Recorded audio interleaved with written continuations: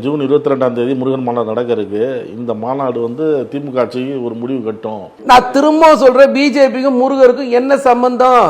தயவு செஞ்சு சொல்லுங்கன்னு கேக்குறேன். இதுக்கு முன்னாடி இதே முருகருக்கு எத்தனை கோயிலுக்கு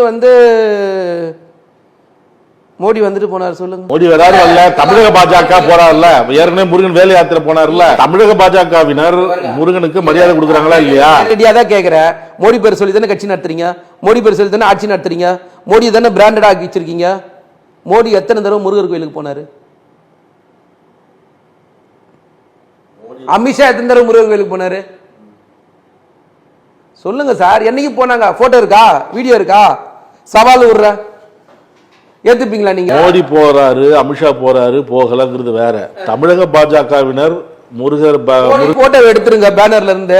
மோடியை கூப்பிட்டு பிரச்சாரம். ஏற்கனவே பாஜக மாநில தலைவராக இருந்த எல் முருகன் வேலை யாத்திரையை நடத்தினார்ல. வேலை யாத்திரை நடத்தி மக்கள் மத்தியில் என்ன பண்ணீங்க?